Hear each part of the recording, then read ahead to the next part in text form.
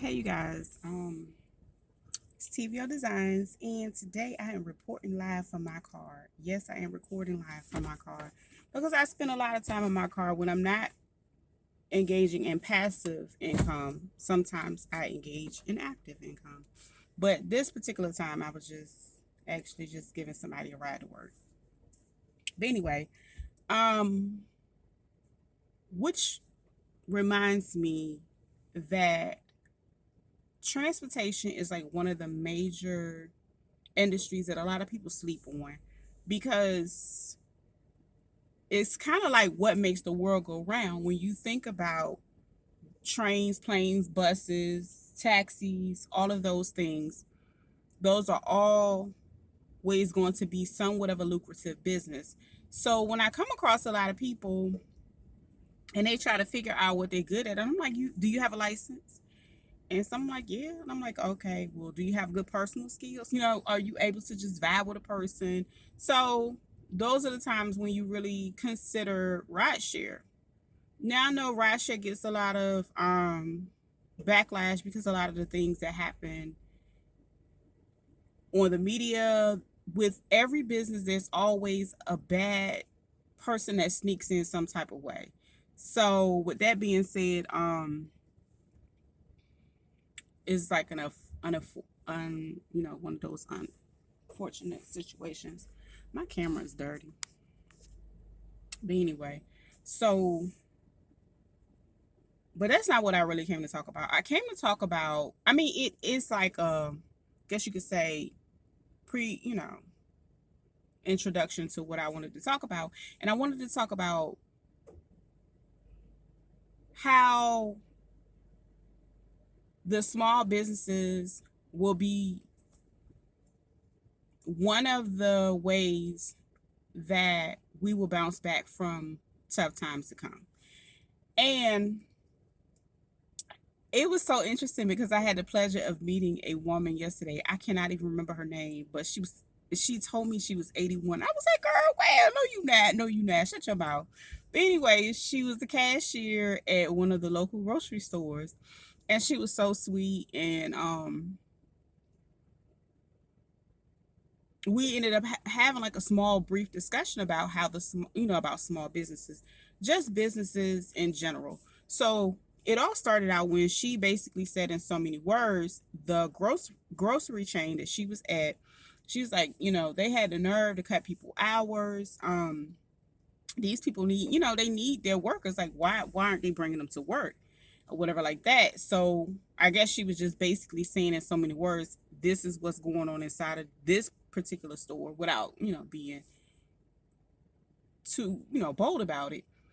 Which I said, well, you know what, that's happening across the board because when you are able to move around and meet different people and greet and talk about, the things that are going on, you kind of see a common theme. So this particular common theme is shortage of workers, people cutting hours, and a lot of businesses holding their money because a lot of them are in trouble, and they won't admit it. I want to say it was it Bed Bath and Beyond. That was one of the companies that basically just filed bankruptcy to protect their assets. So that's what they had to do as a corporation. So with that being said, a lot of places have been doing that. It was somebody else that just laid off like 5,000 people, if I'm not mistaken. So anyway, I was saying all that to say because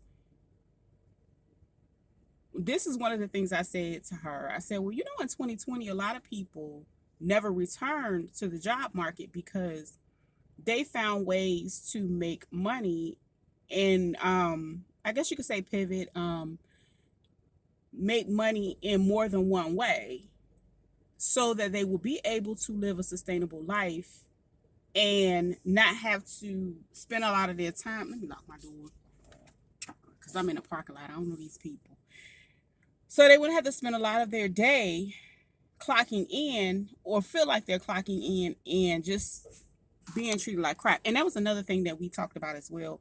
And I was telling her about, a lot of places are ultimately short staffed and things of that nature because they didn't know how to treat their employees when they did have them. They treated them like machines instead of people. So, when you neglect that part, you lose that whole bond, that relationship. That person like, oh, forget that place. Well, some people will show up and treat it just like what it is, a paycheck. So it's like a catch-22. And going back to small businesses have different values. They tend to have the ability to stick to those values due to them having a smaller staff. Um, they're able to focus on certain matters. So for me, one of the things I focus on is consulting.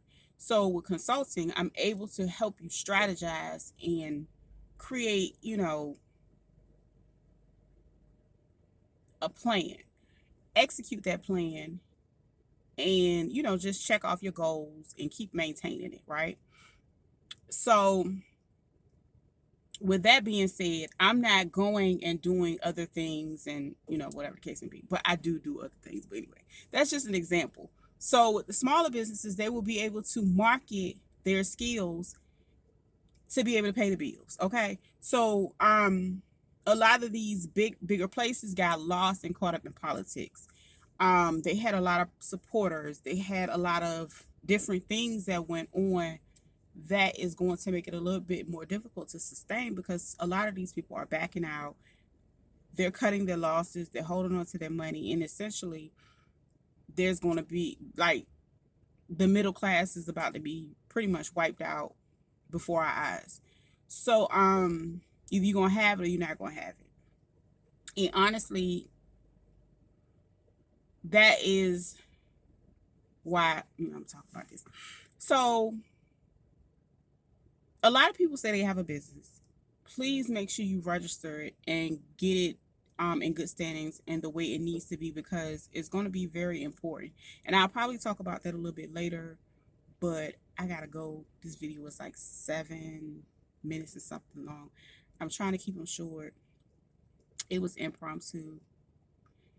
We chatted it up a little bit, and I'm gonna talk to you guys later. I'm gonna come back.